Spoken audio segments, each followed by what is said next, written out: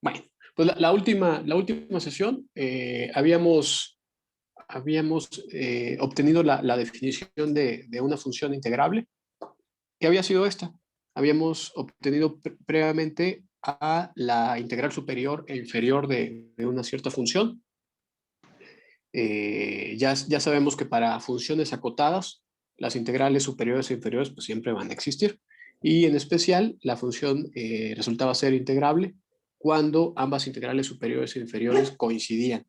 Y en ese caso, es ese valor en común es el que utilizábamos para definir a la integral de una función. Hicimos creo que un ejemplo, que fue el primero, el de una cierta función constante, y ustedes se comprometieron a mostrar la solución del segundo. ¿La tienen? Yo sí.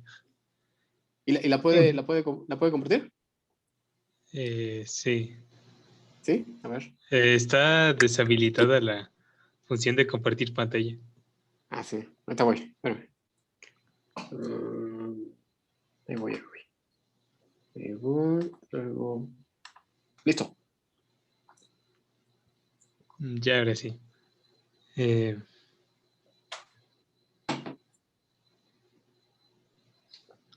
¿Ya se ve? Sí, sí, sí. Bueno, ya aquí está la función y tenemos que ver si es integrable o no. Para eso definí primero una partición P igual a, bueno, P1 y P2, particiones de estos dos intervalos, 0,1.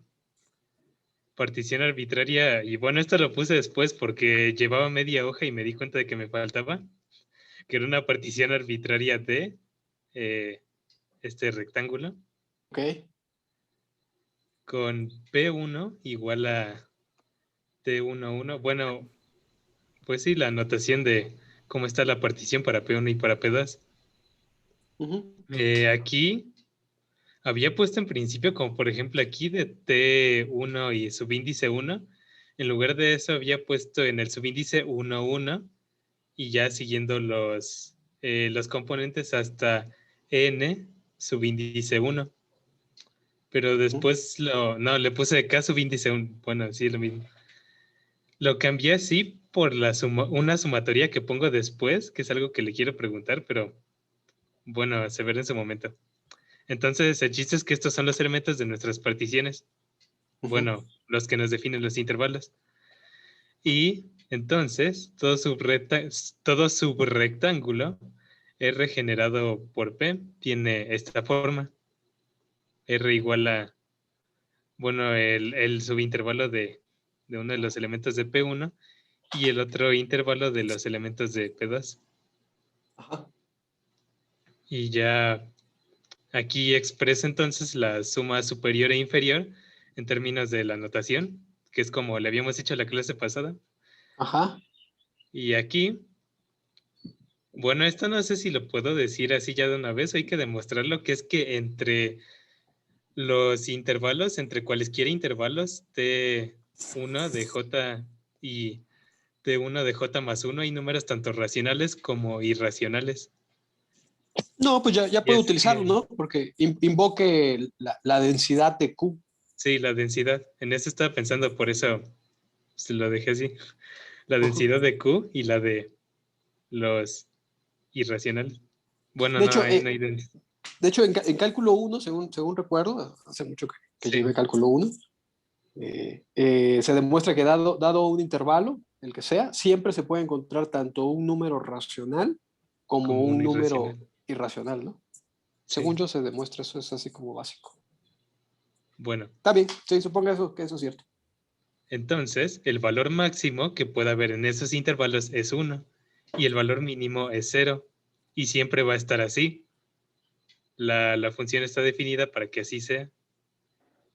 Bueno, ahí Entonces, sí, ahí es correcto lo que dice, aunque quizás sí haya que profundizar un poco más, porque,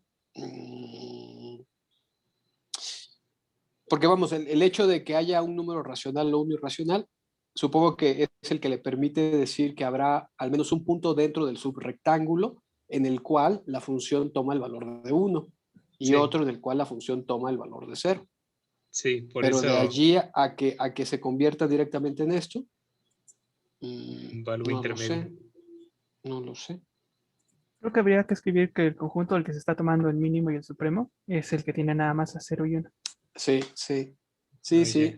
A ver, hay que enfatizar que el conjunto de los f de x, tal que x está en el subrectángulo, está formado Es por dos elementos, conjunto 0 y 1. 0 y 1. Y Ya. ya con eso, ahora sí, cuando toma, por ejemplo, el supremo de un conjunto finito es coincide con el máximo, que en este caso es 1. En este caso es 1. Sí. Ajá. Sí, sí. Pero sí, me parece que Bueno, sí hay que como enfatizar eso para lograr esto. sí. Y ya una vez sabiendo eso, la suma superior es 1 por el volumen de R, ahí en la sumatoria, que queda nada más como la sumatoria de los volúmenes de los subrectángulos. Y en la suma inferior, como esta M siempre va a ser 0, toda la sumatoria se vuelve 0. Ok, sí. Ya esta la voy a retomar después, así que le pongo asterisco. Y aquí demuestro lo que comentábamos la clase pasada, de ver que la sumatoria de los subrectángulos es igual a P, o en este caso, nuestro rectángulo grande es 0,1 por 0,1. Ok. A Y ver, sí, es déjame. como usted decía, de que a cierto punto hay estos t de j más 1 menos t de j no Ujú, dependen de los dos subíndices, dependen nada más de uno, entonces se pueden separar las sumatorias ujú. y quedan nada más sumas telescópicas, Ok, quedando así nada más el T2M menos T21 por T1N menos T1. Aquí me equivoqué, aquí va el 1. ok. Está bien, está bien. Sí, aquí va 1, que básicamente es 1 menos 0 por 1 menos 0, que es el volumen de nuestro Q, que bueno, ya aquí pongo que es el intervalo, bueno, el rectángulo en el que está definida nuestra función, Ujú, en el que vamos a ver si se puede integrar. ok. Ahora voy a borrar esto. Con el borrador. Sí, Ah, sí, ahí está el borrador. Maestro, bueno, yo me vi muy tramposo si salté el paso que hizo ahorita mi compañero y puse que por la demostración del teorema anterior eso ya estaba demostrado. No, está bien. O sea, si invoca la de. pero, Sí, sí, pudiera ser. De acuerdo. pero El en el compañero iba a teorema decir. anterior no demostramos eso, sí, nos fuimos por No, pero en la otro lado. demostración sí. Ah, No, bueno, sí demostramos eso porque implícitamente se demostró que el volumen de la función constante sobre el rectángulo Q bueno, sí, tomaba, la constante es 1 y ya. tomaba, ajá, bueno, con la constante 1, claro. Toma la Sí, constante 1 y ya esto se cumple para cualquier partición P. Y en especial tomábamos la más burda, si P es la más burda, entonces esta solamente habría un subrectángulo y sería precisamente Q. Entonces, de manera implícita, sí se demostró eso. bueno, Vale. no se me ocurría.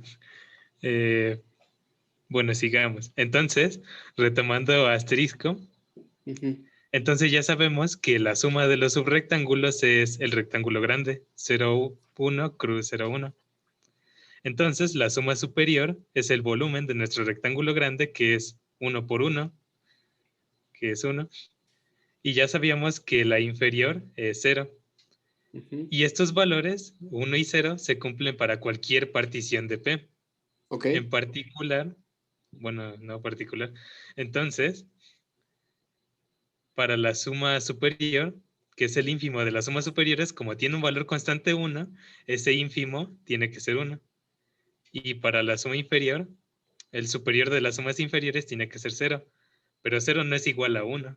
Entonces, la integral inferior no es igual a la superior. Y por lo tanto, la función no es integrable. Ok. Sí, yo ahí lo único que haría es parecido a la observación de que haría una descripción un poco más completa del conjunto y previo a obtener al ínfimo, diría exactamente lo que usted mencionó. Ya, pues como P es arbitraria y para cualquier valor de P la suma superior tomó el valor de 1, ese conjunto se vuelve un conjunto unipuntual que tiene un solo elemento. Entonces Y este el es 1. ínfimo es el elemento, Ajá, sí. exacto. Y acá algo parecido. Pero digamos, previo a como que para que dentro de la redacción aparezca como consecuencia el valor de 0, como consecuencia Sí. de la descripción del conjunto. Es decir, este conjunto tiene un solo elemento formado por el 0, y ya siendo un conjunto unipuntual, obtener el supremo o el ínfimo del conjunto ya es muy fácil, ¿no? Es ese mismo elemento. Sí, Sí. y ya. Ok, ¿los demás Sí. qué opinan? ¿Cómo ven? Sí, me gusta.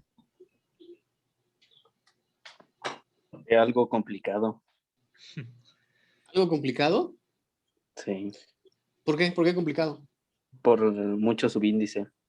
Por mucho Y la De voluntad. hecho, eso es algo que le quería preguntar, profesor. Bueno, como le dije antes, yo había puesto los subíndices así, como por ejemplo este de 1, 1, T2, 1, y así hasta el T, N1. Uh-huh. Pero al ir a las sumatorias, bueno, y ya de aquí sería T1, 2, y así todos 2, No, pues es que hasta es el T un menos. relajo. Fastidio, así, ¿no? Ahora, para ir a las sumatorias, ahí ya no supe cómo se pondrían los subíndices. No, ¿cómo se pondría esto de la sumatoria? Como por ejemplo J igual a 1 o 1 subíndice 1. Y como no sabía cómo poner ahí, por eso... No, bueno, en este caso especial, me parece que lo que usted hizo es lo correcto. O sea, no ponerle tantos subíndices, porque no son necesarios. sí, ¿Cuándo fue? En la prueba de los refinamientos, fue donde yo puse todos esos montones de subíndices, ¿no? Pero allí expliqué más o menos por qué había que hacer esa situación. Pero en ese caso creo que no es necesario. O sea, así como lo puso, mi está duda bien. es cómo se pondría. ¿Se pondría así?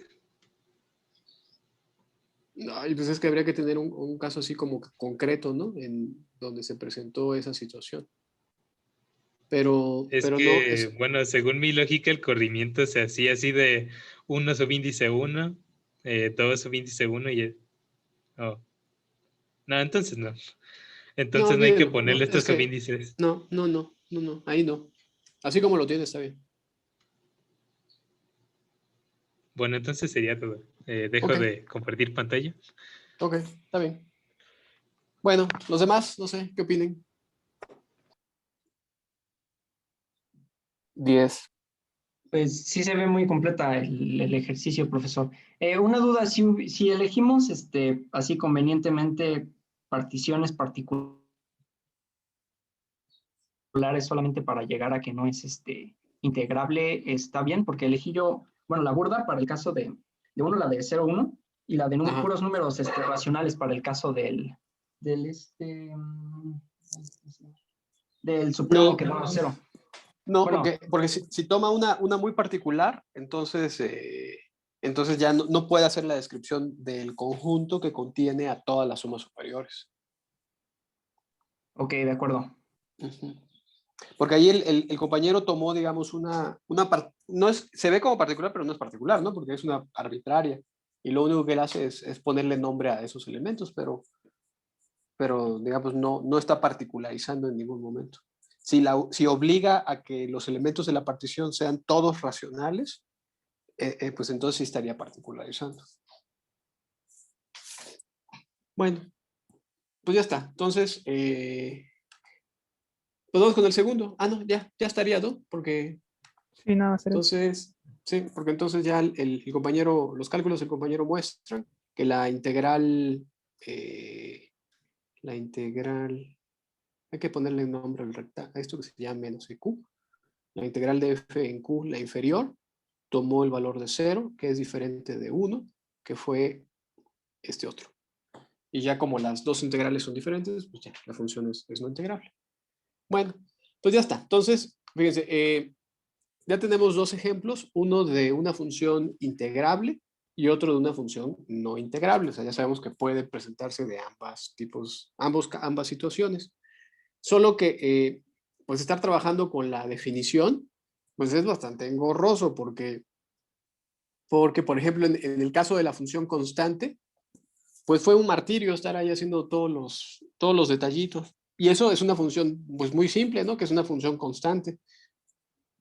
Ahora, si la función tuviese otra forma, por ejemplo, si f de xy fuese, no sé, x cuadrada más y cuadrada entre 2 más c a la xy, una cosa así de este tipo, no, ya se vuelve ahí espantoso. Porque como hay que estar haciendo los subrectángulos, luego calculando los supremos y los ínfimos sobre cada uno de ellos, pues ya se vuelve muy complicado. Entonces, ¿qué es lo que falta? Bueno, pues a ver, vamos a ver. Pongo esto. Entonces, como digo, al momento tenemos la definición de una función integrable, eso ya la tenemos. Tenemos algunos ejemplos, nada más dos, pero bueno, ya tenemos dos. Y la pregunta es, bueno, ¿qué es lo que nos hace falta? Bueno, pues lo que nos hace falta, para marcar más o menos hacia dónde vamos, nos encontramos apenas con la definición de la integral. Dentro de los teoremas que siguen, aparecerán, se pueden clasificar como en dos tipos de teoremas, donde esos tipos de teoremas se enfocan a resolver una problemática muy particular. Los primeros teoremas que vamos a ver son teoremas de existencia, que van a ser teoremas que nos van a tratar de generar condiciones que aseguren la existencia de la integral. No se preocupan por calcular el valor de la integral, sino lo que hacen es preocuparse solamente por la existencia, que es un razonamiento pues muy matemático. Es decir, yo lo que quiero, no me interesa cuánto valga la integral, solamente quiero garantizar que exista mi integral y ya. Para ello vamos a tener dos teoremas que van a ser la condición de Riemann, que ustedes ya conocen, porque se estudia en cálculo 2, y la condición de Lebesgue. Van a ser nuestros dos teoremas que se van a enfocar a garantizar la existencia de nuestra integral. Ya una vez que tengamos teoremas que hablen sobre la existencia, pues nos enfocaremos en el otro problema, en el de decir, bueno, ya puedo determinar cuándo existe o no la integral. Ahora lo que yo quiero hacer es obtener un teorema que me ayude a obtener el valor de la integral. Entonces, ya asumiendo que la integral existe, pues quiero saber cuánto vale la integral, quiero calcularla. Y allí es donde va a aparecer pues, el teorema de Fubini. El teorema de Fubini ya no se va a preocupar por la existencia. Fubini ya confía ahí en sus amigos, en Riemann y en Lebesgue. Y dice, bueno, si ellos dicen que la función es integrable, ya no me preocupo por ello y me aboco a calcular la integral. Entonces, el desarrollo que sigue va en esta dirección y seguiremos pues así, digamos, en esta dirección. Primero la condición de Riemann, luego la condición de Lebesgue y después el teorema de Fubini. Obviamente, para ir enunciando cada uno de los teoremas, pues habrá que poner ahí varios detalles, completar cierta parte de la teoría que no tenemos, cosas de ese tipo, sobre todo para la condición del Lebesgue. Ahí vamos a tener que definir algunos elementos adicionales. Pero en general la construcción pues va a ser de esa forma. Entonces comencemos con la condición de Riemann, que es la que sigue. Entonces vamos aquí a la condición de Riemann. Esa es la condición de Riemann. De hecho aquí está el teorema. Antes de ver el teorema, aquí está Riemann. Fíjense, ahí está Riemann muy pensativo. Viéndolos a ustedes, estos van a usar mis teoremas. Qué imponente. Pues sí, es un...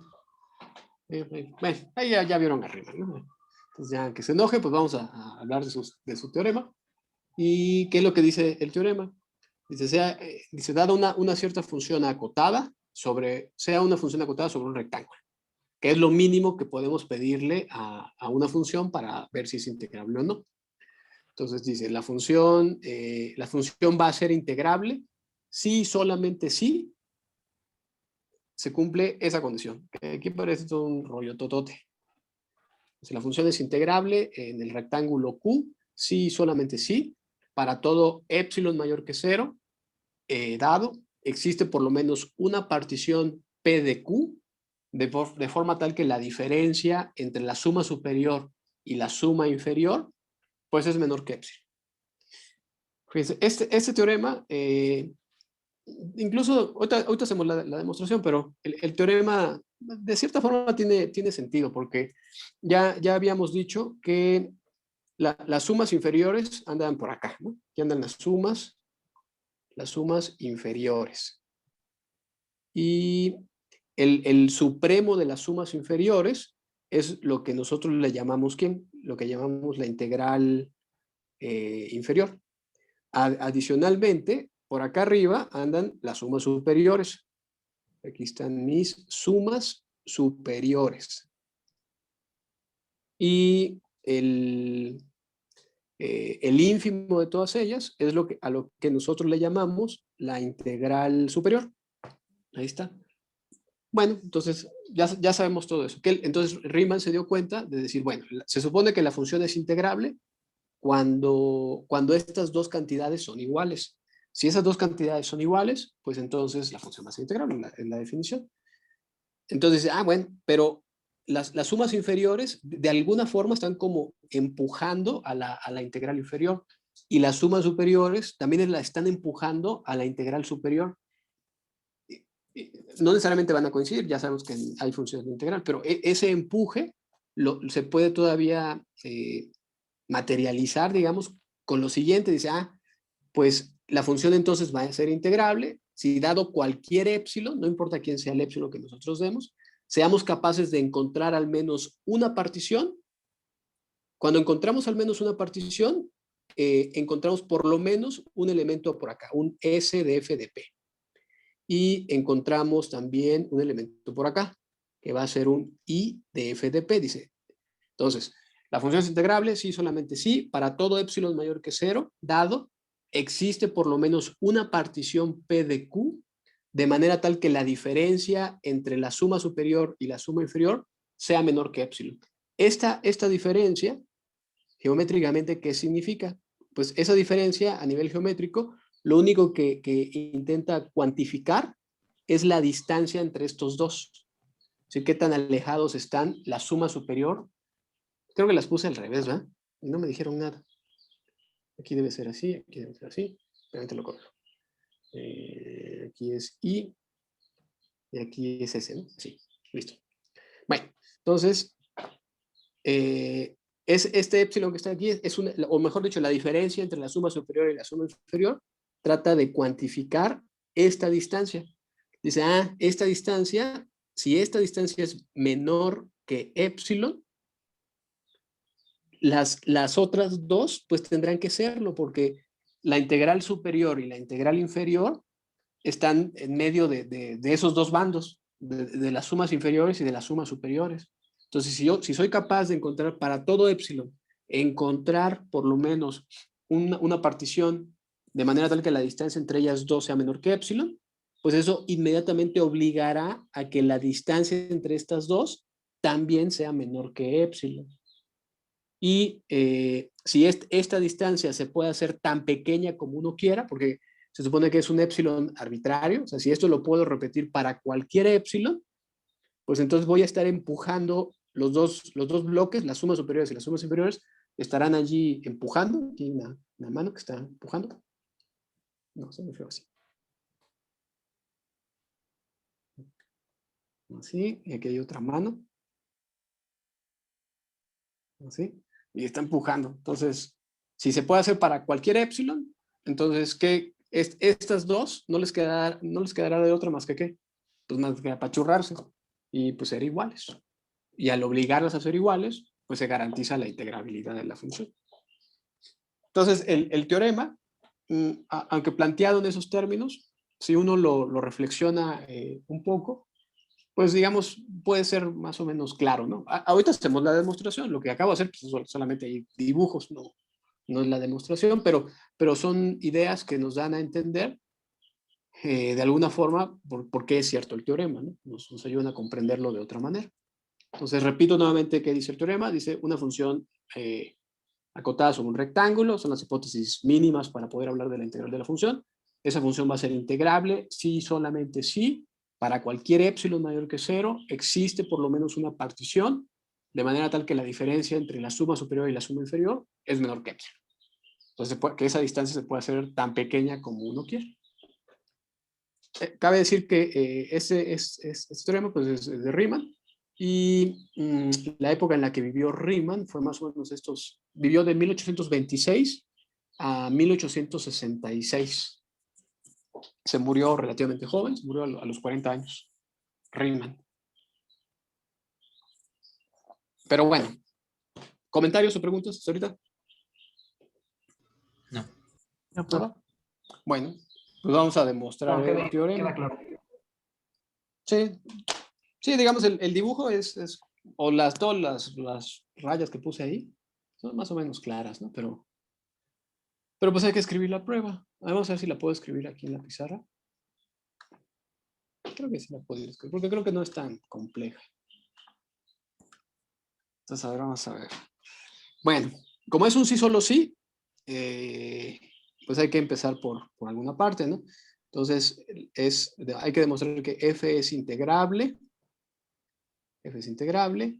Sí y solo sí. Se cumple la condición de Riemann. La condición de Riemann es pues la que ya dije, ¿no? De que dado epsilon existe arbitrario, existe una partición, bueno, todo eso. ¿Cuál demostramos primero? Que si es integrable, vemos la condición de Riemann o si es la condición de Riemann.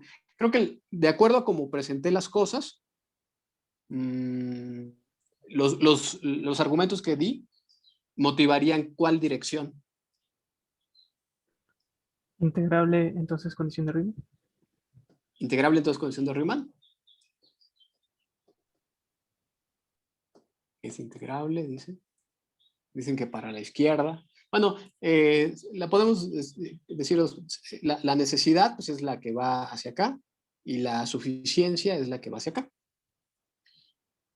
Me parece que los argumentos que yo di son para la suficiencia, porque asumí que se cumplía la condición de Riemann y más o menos traté de argumentar que era integrable. Entonces vamos a hacer esa dirección primero.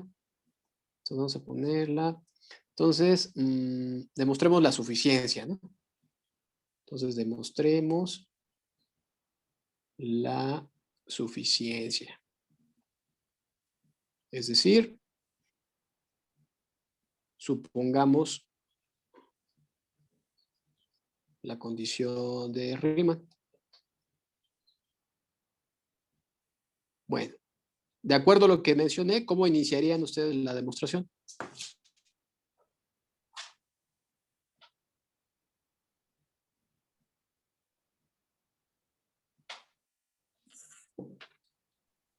Damos un epsilon mayor. Declarando al epsilon, tal vez. Ok. Sea epsilon mayor que 0, dado. Listo. Luego. Dice, y damos una partición de Q.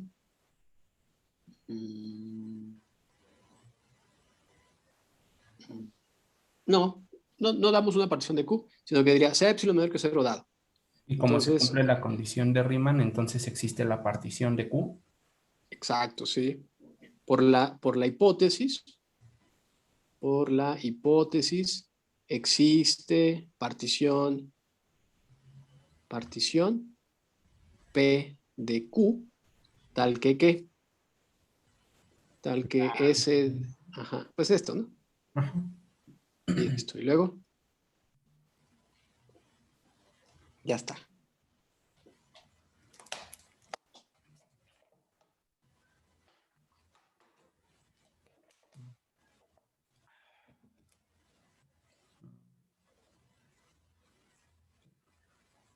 Luego hay que obtener el dibujito que yo puse. Que había dicho, pues aquí está una S de F de P. Ay, la puse otra vez al revés. Aquí está el I de F de P. Por aquí está el S de F de P. Y por como aquí ya existe está podemos encontrar las integrales. ¿Cómo? Ahí como ya existe, bueno, tenemos la partición por la condición de Riemann, entonces pues decimos que en automático ya existe se me fue el nombre, de las que tienen la integral inferior y superior. ¿La integral superior e inferior? Ajá. Pues esas ya existen, porque lo único que se necesita para que ellas existan es que la función sea acotada. Es lo único que necesitamos. Ok. Bueno, fíjense, en el dibujo que yo puse, hice el esquema que está allí. Metí entre la inferior y la superior, metí allá adentro a las integrales superiores e inferiores. Y ya luego di el argumento, pues entonces ya estos los empujamos y ya, ¿no? Pero ese diagrama, esa representación geométrica, en términos analíticos, ¿cómo se podría escribir? Porque ese es un dibujo, ¿no? Pero Ahora considerando la suma superior, bueno, el supremo de las sumas inferiores y el ínfimo de las superiores, argumentando esto de que lo de las particiones de refinamiento, bueno, sí, lo de utilizar esto de que una partición, ok, las ok. desigualdades que existen entre las sumas y las particiones refinadas. Y las refinadas. Si Chingón, pero cambiamos el superior por el supremo, va a seguir estando la desigualdad, porque es mayor. Digo, porque es ok. menor el supremo. Ok. A ver, fíjense. Lo voy a poner por acá.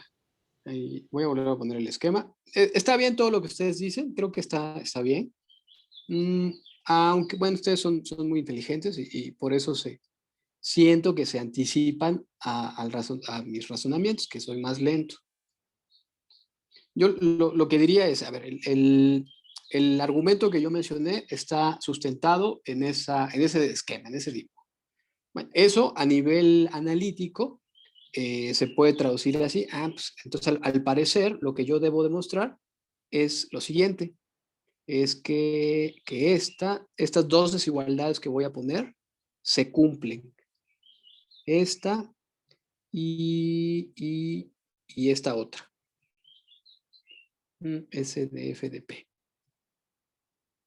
Estas dos.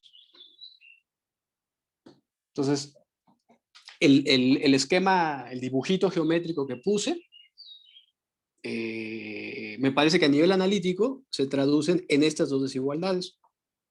No sé qué opinen. Todavía no tengo las desigualdades porque esas desigualdades son una traducción de la representación geométrica que yo puse. No sé qué piensen. ¿Están de acuerdo conmigo? Sí. Ok. Sí. Entonces creo que lo que hay que tratar de hacer es demostrar esas desigualdades, que va a involucrar más o menos los razonamientos que ya me estaban diciendo.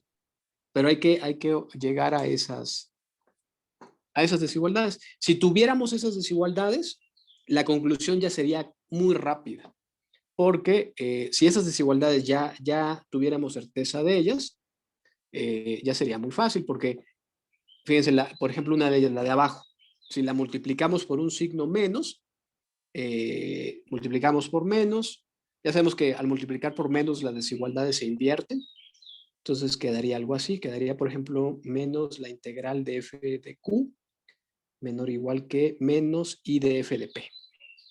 Por ejemplo, piensen que ya las tuviéramos, multiplico por menos la segunda de las desigualdades, la segunda tomaría esa forma y sumo estas dos.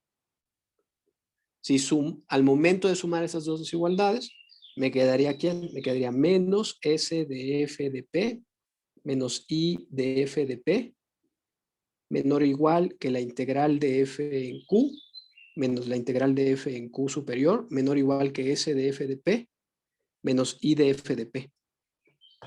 Y eso último se puede reescribir a su vez. Voy a borrar esto.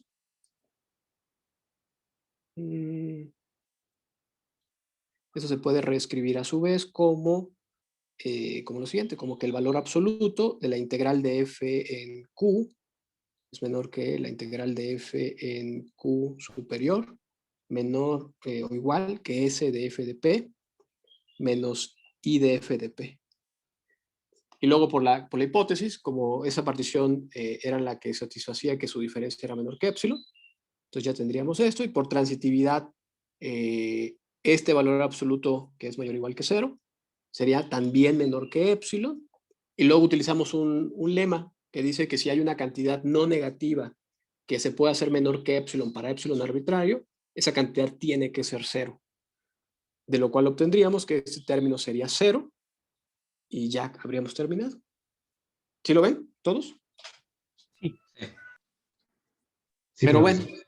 pero para hacer todo eso hay que previamente obtener estas desigualdades. Esas son las que hay que obtener. Entonces, a ver, vamos a buscarla.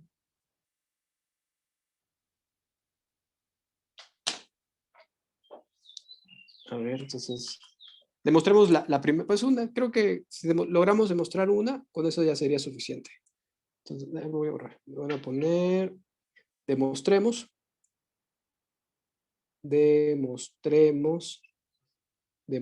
que, y lo voy a poner en signos de interrogación para acentuar el hecho de que estamos demostrándolo. Que esto, por ejemplo. A ver, los escucho. Ideas para demostrar esto. Que dada una partición, la integral inferior siempre se encuentra entre la suma inferior y la suma superior. Profesor, yo tengo una idea. Ujú. Tenemos que la suma inferior siempre va a ser menor o igual que la I de f de partición P siempre va a ser menor o igual que la integral inferior, porque es el supremo de esta. Exacto. Y para obtener de que S sea mayor que la integral inferior, se tiene que, como S es una cota superior de todas las sumas inferiores, entonces va a ser mayor o igual que el supremo, y el supremo es la integral inferior, ¿no? Exacto. Tal cual, así como lo dijo. Tal cual, así como lo dijo. ¿Cómo ven? ¿Sí escucharon? Sí. Totalmente Sí. de acuerdo. Sí. Entonces, ahora vamos a tratar de escribirlo. Entonces, demostremos que eso. Entonces, notemos que I de f de P, pues claramente es menor o igual que el supremo del conjunto de todas las I de f de P. Aquí debo ponerle otro, ya no puedo usar P, hay que llamar de otro nombre la partición. ¿Cómo le llamamos? P gorrito, ¿no? P gorrito, tal que P gorrito es partición de Q. Es partición de Q. Pero ese supremo, pues es a lo que nosotros le llamamos la integral inferior. Entonces, esta desigualdad pues, es obvia, porque I de f de P es un elemento del conjunto, y el supremo es una cota superior del conjunto. Por lo tanto, el supremo puede ser mayor o igual que ese elemento. Entonces, esa es inmediata. Y la segunda, está bien lo que dijo el compañero.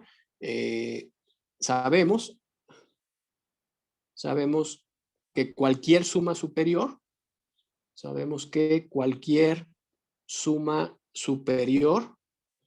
en especial S de f de P, es cota superior del siguiente conjunto, del conjunto de las I de f de P, tal que P gorrito es partición de Q. Es partición de Q. Ahí está. Entonces sabemos que cualquier suma superior, en especial la S de f de P que tenemos, es una cota superior del conjunto de las sumas inferiores, recorriendo sobre todas las particiones que podamos tomar. Eso ya lo habíamos visto antes. Entonces, por definición de supremo,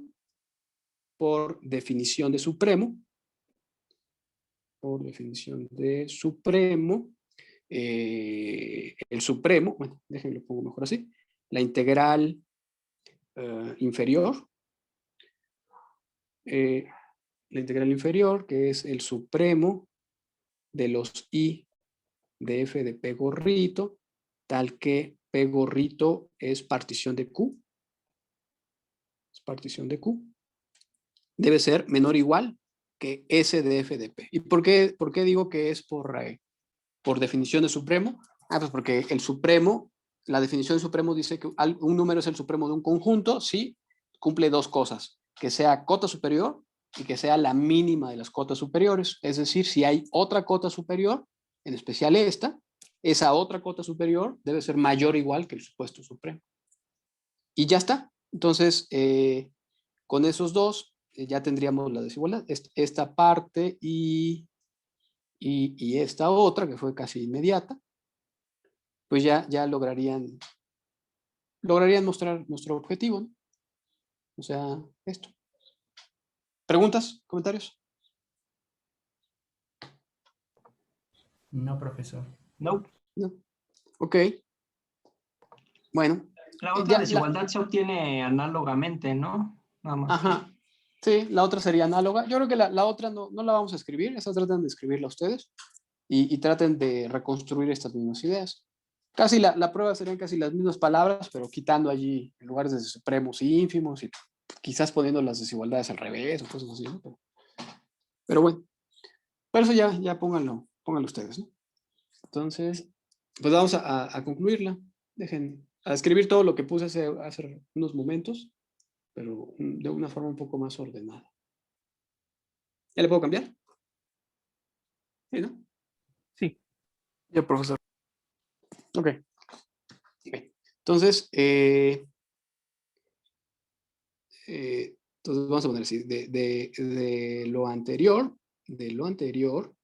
obtuvimos que I de f de p es menor o igual que la integral inferior, menor o igual que S de f de p. Y la otra que, aunque no la demostramos, pero pues es parecida, que la integral superior es menor o igual que S de f de p. Y aquí entre paréntesis voy a escribir esa misma desigualdad, pero multiplicándola por un signo menos. Cuando multiplicamos por un signo menos, la desigualdad se invierte y la puedo escribir así, como S de f de p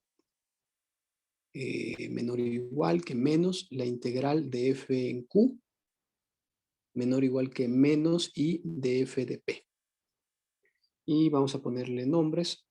Esta que sea 1 romano y esta es 2 romano. Se ven como 2, pero en realidad es la misma, ¿no? Y ya simplemente sumando 1 y 2, nos queda aquí. Cuando sumo 1 y 2, el lado izquierdo hago ahí unas peripecias, porque cuando sumo estos dos, los sumo, pero factorizo un signo menos. Entonces lo hago así como muy rápido. Pero bueno, ustedes son muy inteligentes, entonces seguramente se dan cuenta de eso. S de f de p menos I de f de p. ¿Y por qué lo hago así? Porque utilizo, una vez que tengo eso, utilizo una propiedad del valor absoluto, que el valor absoluto de un número es menor que R, si solo si, menos R es menor que ese número, menor que R. ¿Sí recuerdan esa equivalencia, ¿no? De valores absolutos? Sí. Porque esa es justo la que utilizo. ¿Quién jugaría el papel de R? Pues este. ¿Quién jugaría el papel de X? Pues la diferencia de las integrales.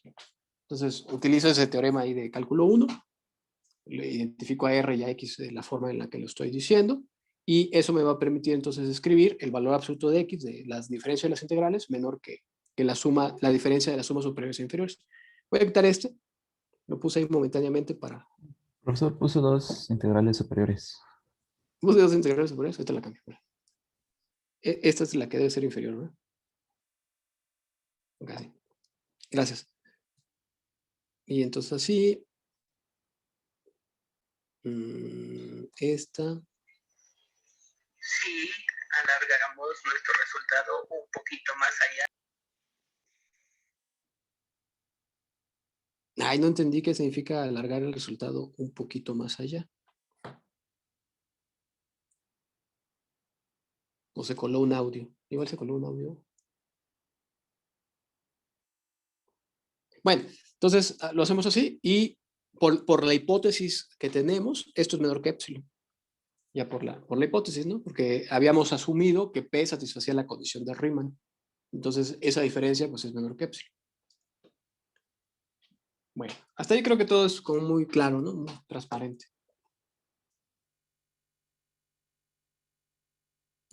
¿Ya puedo cambiarle? Sí.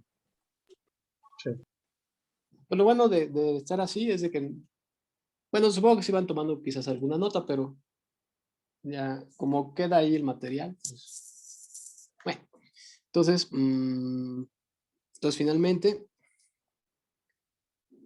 finalmente, la integral superior menos la integral inferior es menor que epsilon, para epsilon mayor que 0 arbitrario, porque la condición de Riemann se supone que se cumple para cualquier epsilon. Entonces, por un lema de cálculo 1, un teoremilla de cálculo 1, que dice que si hay un cierto número, dice, si hay un número que sea no negativo y que se pueda hacer menor que epsilon para todo epsilon mayor que 0, entonces ese número tiene que ser 0. ¿Recuerdan ese teorema? Sí. ¿Sí? Sí. Bueno, entonces, sí, porque ese es el que necesitamos, ¿no? Como allí, bueno, ya saben, entonces lo voy a poner así. Entonces se sigue que el valor absoluto de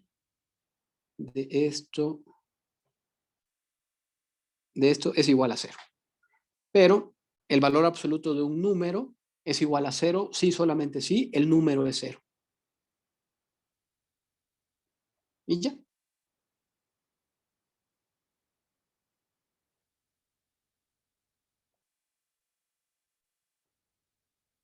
Estamos usando todos esos teoremillas que luego en cálculo 1 se ven y uno dice, ay, pues ¿cuándo voy a usar esto? ¿No?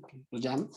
Ahí el valor absoluto del número es 0, si solamente si el número es 0, es una propiedad del valor absoluto. Y ya de que el hecho de que el argumento del valor absoluto sea 0, pues se sigue la igualdad, entonces así f es integrable. Y ya está. Pues ya está la suficiencia. ¿Preguntas? ¿Comentarios? No. Ya está la suficiencia. Nos falta todavía la necesidad. Esta va a ser más interesante porque para la necesidad, el argumento que yo di al inicio estaba pensado para esta dirección, en la que si se cumplía Riemann, entonces era integrable. Todavía hay que pensarle cómo hacerle para ver que si es integrable, entonces se cumple Riemann. Bueno, entonces voy a poner otra hoja, ¿no? Y acepto ideas. A ver.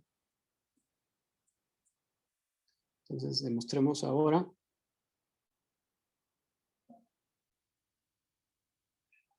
Demostremos ahora que si f es integrable,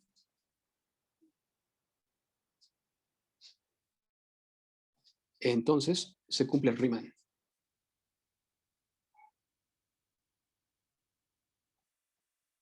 Bueno, entonces a ver, los escucho.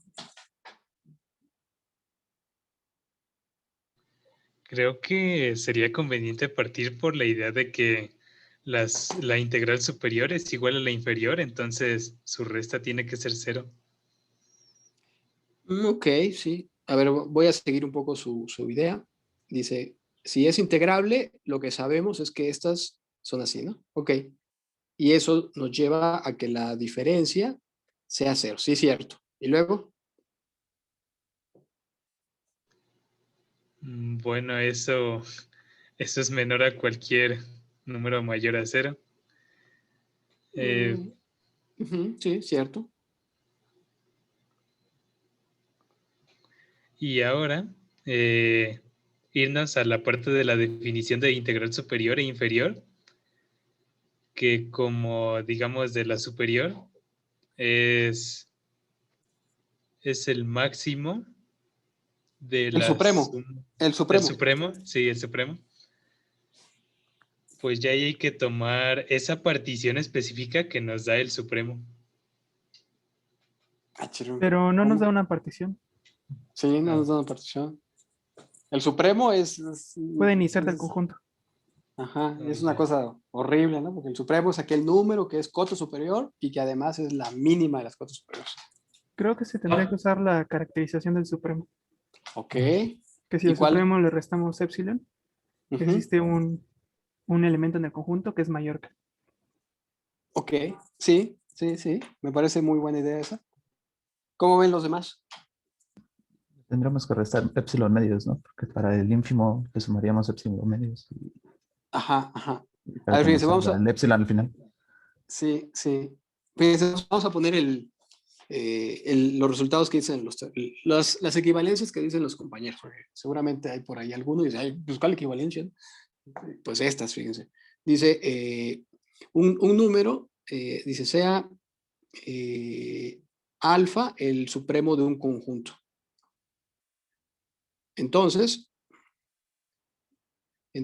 para todo epsilon mayor que 0, dado, existe por lo menos un elemento en el conjunto, un elemento A en A, tal que ¿qué? Tal que tal que este elemento supera, bueno, este elemento más, le puse mal, este elemento A más epsilon supera al supuesto supremo. Así. Entonces, el teorema, la equivalencia es bastante clara porque dice, tiene un conjunto A y por aquí anda el supremo, ¿no? Como el supremo es la mínima de las cotas superiores, el supremo está como pegadito al conjunto. Y dice, pues no importa qué epsilon sea, si nosotros, como que si escrito así no se ve claro, pero lo voy a poner así. ¿Cómo lo pongo? Bueno, lo voy a dejar así. Dice que somos, para cualquier epsilon, nosotros vamos a ser capaces de encontrar por lo menos un elemento, una aquí, de manera tal que A más epsilon brinca de este lado, ¿no? Si eso no fuese posible, si no hubiese ningún elemento A que satisfaciera esa condición, significa que nosotros podríamos recorrer el supremo una cantidad de epsilon unidades. O sea, si no hay ningún elemento del conjunto en una distancia de epsilon unidades, pues lo podríamos recorrer. Y eso significaría que el supremo no es la mínima de las cotas superiores. Bueno, entonces, esa es la interpretación de ese teorema o de esa equivalencia. Y hay una equivalencia también para el ínfimo.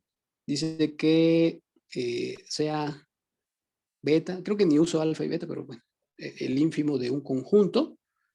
Entonces, para todo epsilon mayor que 0 dado, existe un elemento A en el conjunto. Mejor lo, bueno, sí. Tal que ¿qué? ¿Recuerdan qué decía la equivalencia del ínfimo? Que si le restamos epsilon a esa alfa, sí, digo ese beta, va a haber un elemento en el conjunto que es mayor que ese. Mayor o igual. No, es que si le sumamos, va a haber uno que es menor. Va a haber uno que es menor, sí. Ah, cierto. O sea que el ínfimo del conjunto más este epsilon, si lo movemos un poco a la derecha, el ínfimo más epsilon es moverlo a la derecha. Supera a ese elemento. O sea, con un poco que lo recorramos a la derecha, ya inmediatamente comenzamos a ver elementos del conjunto. Bueno, este teorema es el que nosotros queremos porque dicen, bueno, está muy, muy bien eso, pero ¿cómo lo usamos? Pues así, porque... Sí, sumarle a la integral, ¿no? Y restarle a la integral.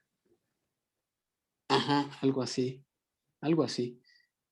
Sí, porque, fíjense, por aquí está por aquí está este otro, y fíjense, por la integral, ay, lo puse mal, espérenme. Ay, déjenme, no sé por qué les pongo así siempre. Aquí sería superior, aquí inferior, ¿no? Bueno, entonces ahora sí. La integral superior es ¿quién? Es el supremo de las sumas inferiores. Entonces como es un supremo, Entonces puede satisfacer esta equivalencia. Ahí en lugar de alfa, pues sería la integral superior. ¿Y qué es lo que dice en la condición? Dice, entonces existe por lo menos un elemento del conjunto. Aquí, ¿quién sería el conjunto? El conjunto A sería el conjunto de todas las sumas inferiores, el conjunto de las I de F de P, tal que P es partición de Q, porque la integral superior es el supremo de ese conjunto que está allá abajo. Entonces, por la equivalencia del supremo, existiría, para cualquier épsilon, existe por lo menos un elemento del conjunto, o sea, una suma inferior, de manera tal que ese elemento más épsilon lo supera. ¿Eso qué significaría? Que estaría por dónde? Estaría más o menos por acá.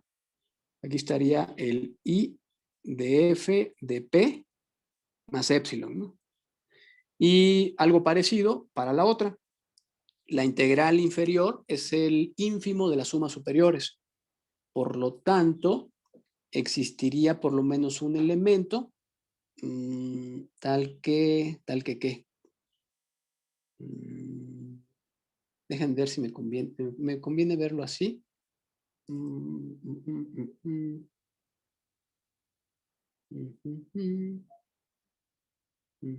Bueno, vamos a dejarlo así.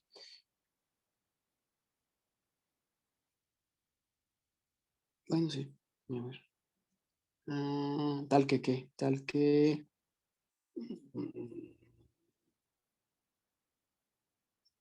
Ahora, por aquí andaría... ¿Andaría quién? El S de F de P, ¿no? A ver, el S de F de P.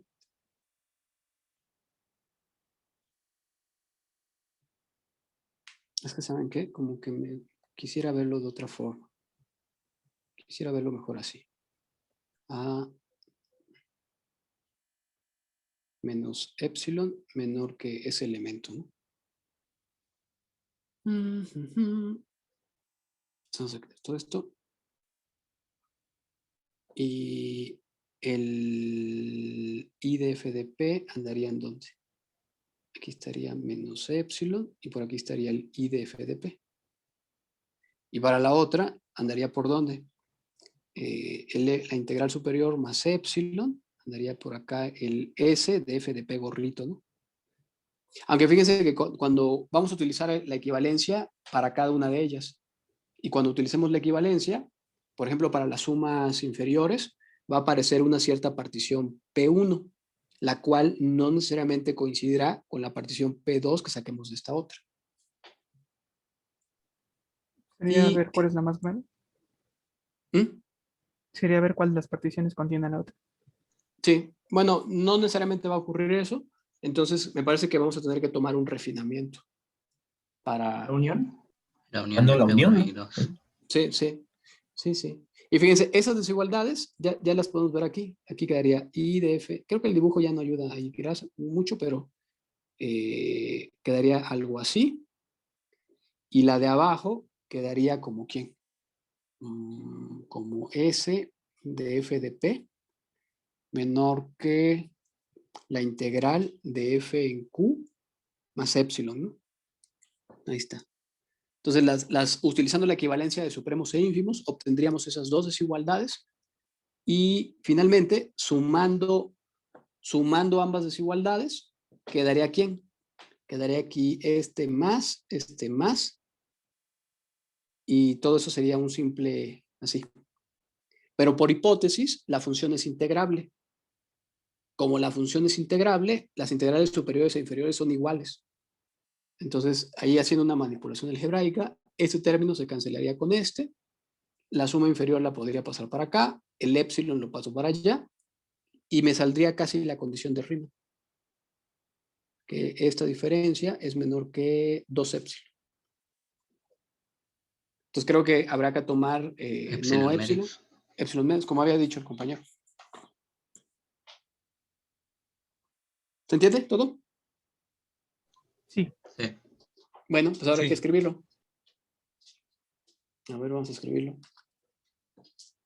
Entonces, lo voy a poner por acá. Vamos a ponerle así, sea épsilon mayor que 0 dado, ¿no? Espérense. Si sea epsilon menor que 0 dado. Y luego,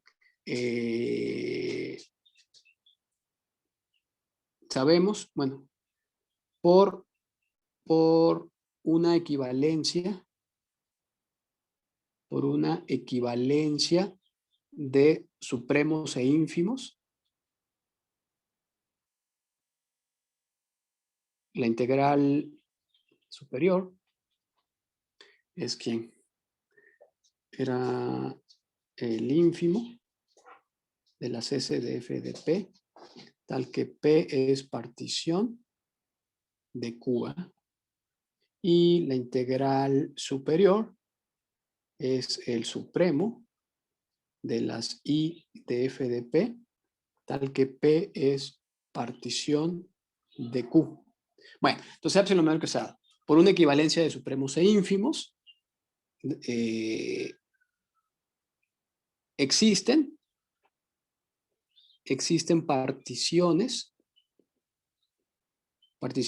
vamos a ponerle P1, P2 de Q, tales que ¿qué?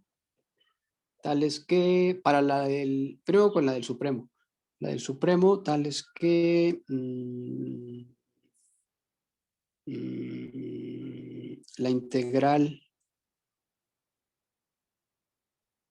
mejor lo pongo más por acá, tal que la integral inferior es menor que I de f de P1 más epsilon medios. ¿Están de acuerdo?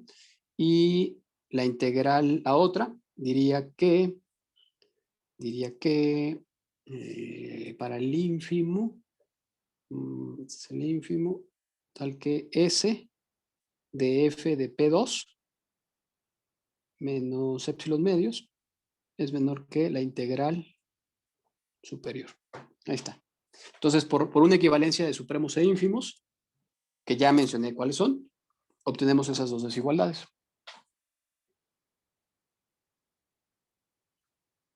Hasta ahí no hemos hecho nada, ¿no? Más que...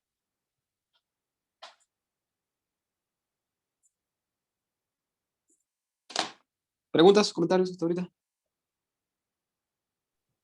No, maestro. Ok. Bueno, entonces, vamos a seguir por acá. Entonces, así, decimos, sea P gorrito, el refinamiento generado por P y Q. Por P y Q, por P1 y P2. Por P1 y P2. Bueno, lo vamos a poner explícito. No, creo que no lo habíamos definido como tal. Ya lo hemos usado antes, ¿no? El refinamiento estaría formado por quién? Por P11 unión P21, P12 unión P22 hasta el Pn unión P2n, ¿sí? O sea, la unión, lo que habían dicho ustedes. Entonces, sea P el refinamiento generado por P1 y P2. Entonces, así se sigue lo siguiente. Las desigualdades que yo tenía eran estas. Una de ellas era esta, era que esto es menor que I de f de P1 más epsilon medios, pero sabemos que los refinamientos para el caso de las sumas inferiores van aumentando. Entonces quedaría algo así. Es decir, ese término en especial sería menor que este otro. Bueno, eso sería para la primera. Y en la otra desigualdad que yo tenía, nos decía que la integral, así, era mayor que S de f de P2 menos epsilon medios. Pero los refinamientos, ¿qué es lo que generan? Que las sumas superiores vayan decreciendo. Entonces quedaría algo así, menos epsilon medios. Y ya está. Entonces, ahora ¿qué haríamos? Sumando las desigualdades. En realidad, la parte intermedia, esa habría que quitarla. O sea, esta no me interesa. Esa nada más me ayuda a conectar las otras dos. Entonces, ahí habría que como que quitarlas y quedarme solamente con las dos desigualdades de los extremos, pero sumando las desigualdades obtendríamos lo siguiente. Sumando las desigualdades, me quedaría ¿quién? Me quedaría S de F de P gorrito menos epsilon medios más la integral de F en Q, así. Y esto sería menor o igual que... A ver. No, sería menor estricto, ¿no? Porque una de las desigualdades que está allí es estricta. Esto sería I de F de P gorrito más epsilon medios más la integral de F en Q superior. Pero como por hipótesis F es integrable, como F es integrable, entonces, ¿qué podemos hacer? Pues ese término se puede cancelar con este. Porque como es integrable, ambas integrales superiores e inferiores son iguales. Una de ellas la pasaríamos del otro lado y se elimina. Y ya ahí reajustando va a salir la condición de Riemann. ¿Comentarios o preguntas hasta ahorita? No, maestro. Ok. ¿Ya le puedo cambiar? Sí. Bueno, entonces así. Es así. S de, bueno, la voy a poner, ¿no? S de F de P gorrito. La voy a poner toda y bueno. Esto es menor. Hay que I de F de P más epsilon medios más la integral de F en Q. Entonces, como dije, como la función es integrable, pues estos dos se eliminan y van a ir reordenando algebraicamente, haciendo algunos malabares algebraicos, sustentados por las propiedades de orden de R. El epsilon medio lo mandaríamos para acá, se encontraría con el otro epsilon medios y da epsilon. Y ya está. Es decir, para epsilon mayor que 0 dado, hemos encontrado una partición que satisface esa desigualdad. Es decir, como epsilon es arbitrario, como epsilon mayor que 0 fue arbitrario, concluimos que se cumple la condición de Riemann. Y ya está. ¿Preguntas? Profesor, usando, Sí. usando la condición de Riemann, ¿se podría concluir que la función que usted nos dijo que, bueno, que verificáramos si era integrable o no de tarea, no lo es, ¿verdad? Debería, pues sí. O sea, si intentan aplicarle la condición de Riemann, debería no cumplirse Riemann.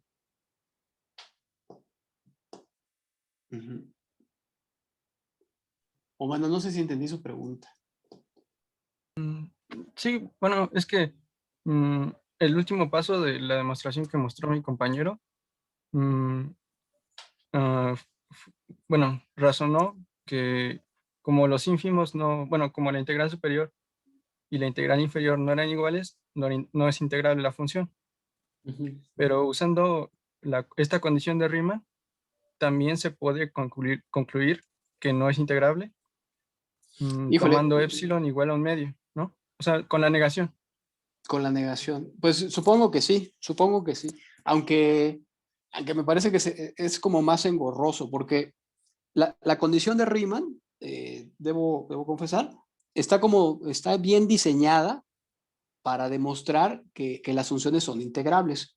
Pero cuando se quiere demostrar que algo no es integrable, la condición de Riemann luego ahí presenta sus detallitos. Creo que sale igual que usar la definición. Sí, no sé. Porque la negación de la condición de Riemann, ¿cuál sería? Voy a quitar ya esto y voy a poner la condición de Riemann. Pues bueno, bueno, primero recordemos que, bueno, dice que es integrable. Bueno, si es integrable, entonces para todo epsilon existe al menos una partición. Entonces, la contrapositiva de ese enunciado sería que si existe epsilon, tal que para toda partición se verifica esa desigualdad de abajo, entonces la función no es integrable. Ajá, a ver, Sí, existe epsilon menor que 0 tal que para toda P partición de Q de Q. Ujú. se Ah, cumple que S S de de F, ajá, mayor o igual que epsilon. ajá, exacto, esa es la negación. Sí, entonces si demuestra eso, si logra encontrar por lo menos un epsilon, de manera tal que para cualquier partición la diferencia entre la superior y la inferior es mayor o igual que ese epsilon, en efecto, sería una equivalencia para demostrar que F es no integrable. ¿Y como que epsilon funcionaría allí? Bueno, estaba pensando en un medio. En un medio, sí, yo también. Sí, cualquier epsilon que sea menor que 1, ¿eh? Un medio, sí, porque como las sumas superiores siempre tomaron ¿qué valor? Tomaban siempre el valor de 1 1. y las inferiores siempre tomaban el valor de 0. Entonces, no importa qué partición tomemos, esa diferencia siempre toma el valor de 1. Ajá. Entonces, si toma epsilon, por ejemplo, un medio, pues llegaría a un absurdo. Sí, también se podría hacer así. Sí, sí. Aunque bueno, hay que decir que esas dos funciones, las del ejemplo, pues son funciones muy amigables, digamos, ¿no? O sea, que son, incluso con la definición se pueden abordar, pero ya otro tipo de funciones ya se vuelven más engorroso. Pero bueno, pues ahí estaría. Está bien. Digamos, también como reflexión, es la negación de Riemann, es una interpretación de cuándo una función es no integrable también. Es otra forma muy rara de ver cuándo no es integrable, ¿no? Pero bueno, pues ahí está. ¿Comentarios? ¿Preguntas? ¿Nada? No, de momento todo claro. Perfecto. Bueno, pues sigamos. Entonces todavía me quedan algunos minutos. Entonces aquí aparece otra vez Riemann. Ahí está muy enojado. Y pues como no lo vieron antes, era muy evidente, era trivial. Bueno, ahí está Riemann. Ahí estaba Riemann y aquí estamos nosotros. Ahí estamos nosotros que decimos, bueno, ¿cómo poder usar el teorema de Riemann? Pues ahí está Riemann ya muy, muy molesto, pero ya nos dio el teorema y ahora, pues, ¿cómo lo usamos? Bueno, el aprender a usar el teorema de Riemann también requiere ahí ciertos detalles. Yo creo que hoy ya no me va a dar tiempo, pero comento más o menos hacia dónde va. O mejor, ¿no? Porque creo que no me va a dar mucho tiempo. Bueno, les comento así muy rápido. ¿Cómo lo vamos a usar Riemann? Riemann lo vamos a pulir, digamos, hasta que se vea como una especie de técnica, una técnica pues, de cálculo. Y haciendo esa técnica de cálculo, pues podremos utilizar a Riemann. Para poder usar Riemann, dada una función así arbitraria, tomaremos particiones canónicas de los segmentos. ¿Recuerdan quiénes eran las particiones canónicas? Eran aquellas que tomaban un segmento y lo partían en n partes iguales. Era una partición canónica de tamaño n. Entonces vamos a tomar particiones canónicas sobre los segmentos y una vez que tengamos esa partición canónica, calcularemos la diferencia entre la suma superior y la inferior para una partición canónica arbitraria de un número de segmentos arbitrario, digamos m. Eso se va a convertir en una sucesión y una forma de ver la condición de Riemann, o bueno, como una consecuencia del teorema de Riemann, la función será integrable si ese límite se vuelve cero. Entonces, la condición de Riemann, por sí, digamos, como consecuencia de ella, se puede obtener o desarrollar toda esta técnica, que ya es una técnica ya muy precisa de cálculo, que diga, obtenga una partición canónica, calcule esta sucesión delta m, que es la diferencia entre la superior y la inferior, con un m arbitrario, y calcule el límite de esa sucesión. Si el límite de esa sucesión es cero, Riemann nos garantizará que la función es integrable. Pero bueno, ya no me va a dar tiempo. Entonces, esos detalles, yo creo que los comentamos la otra clase. Y pues ya, entonces, no sé, preguntas, comentarios, algo que quieran añadir.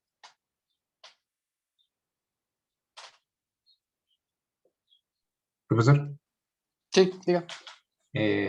¿Se acuerda que la clase pasada usamos el resultado ese de que si un conjunto es finito y tiene su máximo coincide con su supremo?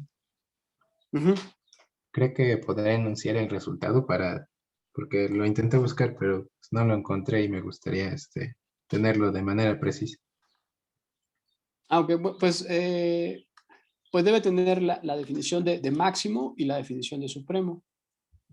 Según yo, sí, según yo, el Bartlett, pues lo enuncia, por ejemplo, el Bartlett, no sé si el Spivak, el apóstol no estoy seguro, pero bueno, hay que dar un conjunto, es decir, sea A un conjunto de números reales.